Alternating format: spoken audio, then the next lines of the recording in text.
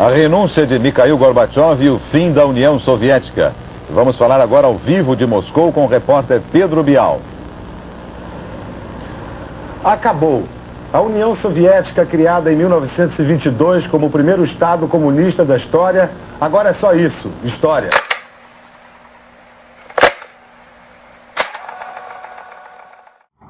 Já se passaram 100 anos desde a Revolução Russa, a União Soviética, Lenin e os bolcheviques. Leninismo. Já se passaram 100 anos, mas você percebe o quanto a coisa toda continua presente quando você olha para a imprensa hoje em dia. As pessoas ainda elogiam ou condenam a Revolução, como se importasse mais, como se fosse algo mais do que história. Como se a esquerda e a direita de hoje tivessem remotamente alguma coisa em comum com a esquerda e a direita nos tempos de Lenin. Lenin está morto, mas o leninismo está bastante vivo. E a imprensa ocidental acaba de perceber que a China, a segunda potência do mundo, se tornará o primeiro estado leninista em poucos anos. Foram necessários 5 anos de Xi Jinping gritando todos os dias sobre a ortodoxia leninista do Partido Comunista da China para que as pessoas percebessem. Agora, o Ocidente está assustado. O marxismo capturou completamente as classes intelectuais de todo o mundo durante mais de um século. Na China, ainda é a ortodoxia oficial ensinada nas escolas. No Ocidente, ainda está conosco, ainda que na forma transformada de marxismo cultural. É um elemento básico da direita especular por que os intelectuais odeiam o capitalismo. Reagan fez muitas piadas sobre isso. Como sempre, a direita era boa em contar piadas, mas nunca entendia o problema. É por isso que perdeu, e continua perdendo. Em 1960, tínhamos um patriarcado de homens brancos. Isso foi perfeitamente natural. Toda a sociedade, com uma proporção substancial de homens brancos, acabará por ser governada por homens brancos. Grande parte de sua biologia. Parte disso também é capital social. Boas práticas culturais acumuladas desde o século XV. Os homens brancos simplesmente administravam melhor as coisas. Eles são naturalmente de alto status, mas novamente a natureza cria uma política confusa. Não há valor social em reconhecer a verdade. Todos podem ver isso. O valor da sinalização está em mentiras. O marxismo foi uma maravilha das classes intelectuais de todo o mundo durante 100 anos. Enquanto isso, o que o Ocidente está fazendo? O Ocidente, aquele inimigo obstinado do comunismo mundial, liderado pelos Estados Unidos. Qual tem sido a resposta americana ao leninismo?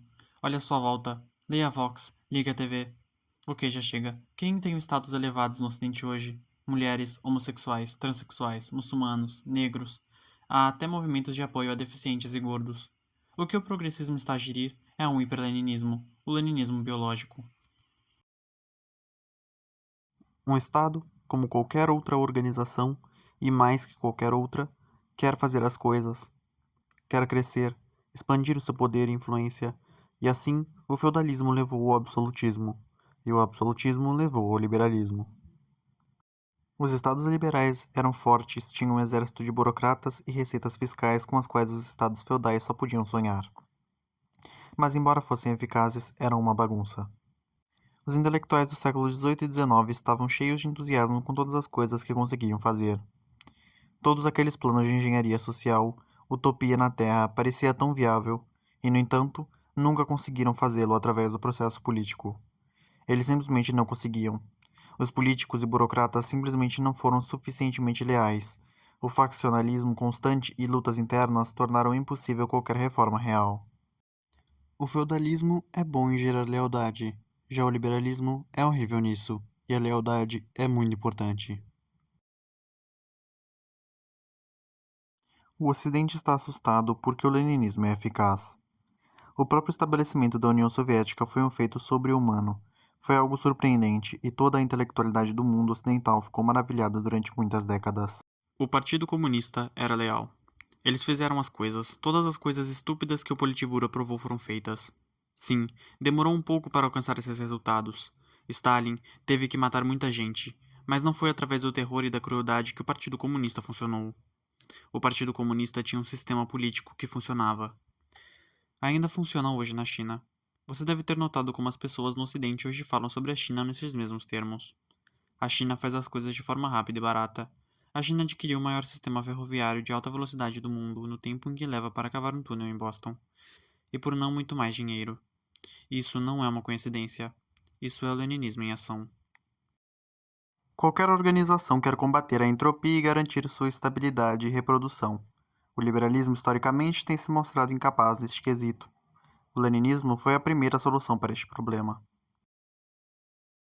O filósofo francês Bertrand de Jouvenel, em seu livro O Poder, História Natural e o seu Crescimento, constatou a separação da sociedade hierarquicamente por uma forma piramidal, em 3 estratos sociais: o topo, o poder, o meio, a classe média e a aristocracia, e a base como as pessoas comuns.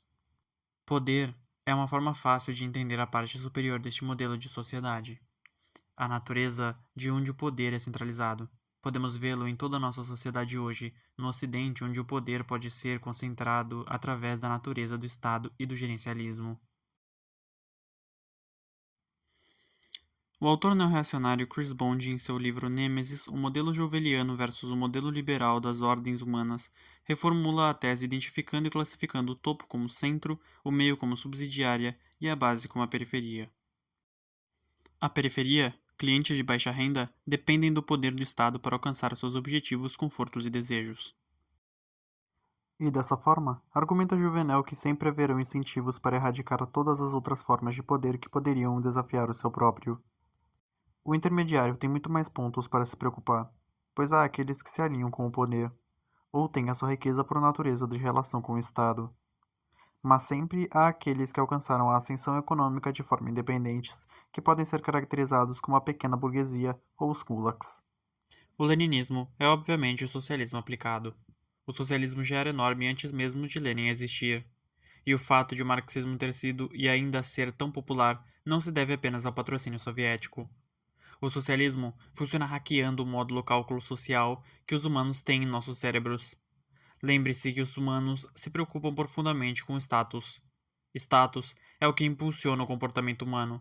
Todos trabalham para alcançar mais status e evitam perdê-los. É claro que o socialismo vem de igualitarismo. Diz às pessoas com baixo status que elas podem conseguir mais. A Revolução Industrial forçou milhões de camponeses a migrarem para as cidades e todos sentiram que tinham perdido status no processo. Os economistas dirão-lhe que o nível de vida dos trabalhadores industriais, de acordo com algumas medidas, na verdade melhorou. E pode ser que isso seja verdade, mas os trabalhadores, em contrapartida, não pensaram assim. O socialismo funciona, não só porque promete um estatuto mais elevado a muitas pessoas. O socialismo é a erva dos gatos, porque promete status a pessoas que, no fundo, sabem que não deveriam tê-lo. E existe uma lei natural, o estado natural de qualquer sociedade humana, que funciona normalmente. A biologia básica nos diz que pessoas são diferentes. Alguns são mais inteligentes, mais atraentes, mais astutos e populares. Todo mundo sabe no fundo como funciona o acasalamento humano. As mulheres são atraídas pelos melhores. Todas as sociedades humanas adotam uma distribuição de Pareto de 20% das pessoas que têm um status elevado, e todos os outros apenas têm de suportar a sua inferioridade durante toda a vida. Porém, o socialismo prometeu mudar isso. E Marx mostrou que eles tinham um bom plano. Lenin então colocou esse plano em prática. Então, o que Lenin fez? Exterminar a aristocracia natural russa e construir uma classe dominante com um bando de pessoas de baixo status. Trabalhadores, camponeses, judeus, letões, ucranianos. Lenin fez tudo para recrutar todos os que tinham rancor da sociedade imperial russa e funcionou brilhantemente. Os bolcheviques, um pequeno partido com pouco apoio popular, venceram a guerra civil e tornaram-se a incrível União Soviética. O início da União Soviética promoveu minorias, mulheres, desviantes sexuais, ateus, ocultistas e todo tipo de esquisito. Todos menos russos inteligentes e conservadores de boas famílias. O mesmo aconteceu com a China, onde, por exemplo, 5 províncias que foram a estepe do sul da Mongólia foram unidas à região autônoma da Mongólia Interior, o que Seidler chama de consolidar e render-se. Nos países comunistas, o pedigree era muito importante. Não se poderia ir longe no partido se você tivesse alguma ascendência kulak, nobre ou latifundiária. Apenas camponeses e os trabalhadores eram confiáveis. Por quê? Porque só se podia confiar na lealdade dos camponeses e dos trabalhadores. As pessoas ricas, ou pessoas com características inatas que levam à riqueza, sempre terão status em qualquer sociedade natural. Eles sempre ficarão bem. É por isso que não se pode confiar neles. Os riscos nunca são altos para eles. Na verdade, eles preferem ter mais liberdade para realizar seus talentos. Pessoas de origem camponesa, porém, vieram da escória da sociedade. Eles sabem muito bem que tudo o que possuem lhes foi dado pelo partido, e assim serão leais até a morte. Porque sabem disso, se o regime comunista cair, o seu status cairá tão rapidamente como um martelo no poço. E o mesmo se aplica a todos os outros, especialmente as minorias étnicas. As etnias eram complicadas, porque sempre tinham uma estratégia que poderia aumentar ainda mais o seu status, a independência. É por isso que tanto a Rússia como a China, logo após a consolidação do regime, começaram a reprimir os grupos étnicos. Stalin notoriamente expurgou os judeus do Politburo, usou a Segunda Guerra Mundial para restaurar a maior parte do território do czar e dirigiu um estado tão centrado na Rússia que até hoje as pessoas do Quirguistão falam russo. O mesmo na China. Um fato pouco conhecido da Revolução Cultural foi o enorme e sangrento expurgo na Mongólia e a destruição de muitos templos no Tibete. Depois disso, foi feito o Partido Comunista, tornou-se uma máquina forte, estável e suave. É claro que a economia soviética não funcionava, e isso acabou resultando no colapso do sistema.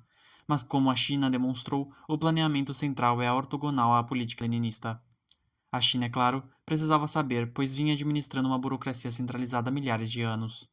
O leninismo estava apenas completando o sistema. Assim, mais uma vez, a genialidade do leninismo constituiu em construir uma classe dominante a partir do zero e torná-la coesa, colhendo explicitamente pessoas de grupos de baixo status, garantindo que seriam leais ao partido, uma vez que tinham muito a perder. Funcionou tão bem que foi uma maravilha. Quando o comunismo tomou conta da Rússia e da China, estas ainda eram sociedades muito pobres e semi-tradicionais. Há muitos camponeses famintos por aí.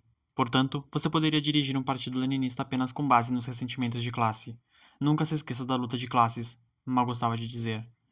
Nunca se esqueça que você era um servo e hoje não é mais graças a mim, ele quis dizer.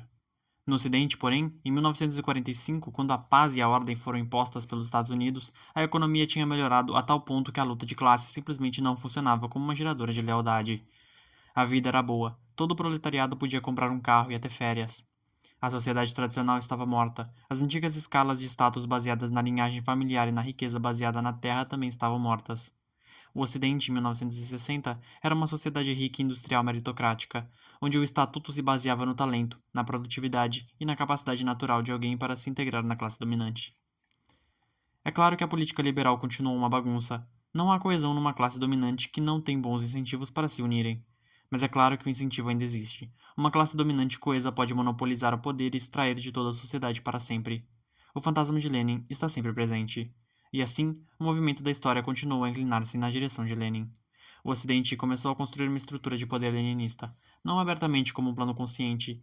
Simplesmente funcionou assim porque os incentivos estavam disponíveis, para todos verem, e assim, lentamente conseguiram. Leninismo biológico. Essa é a ferramenta natural da catedral.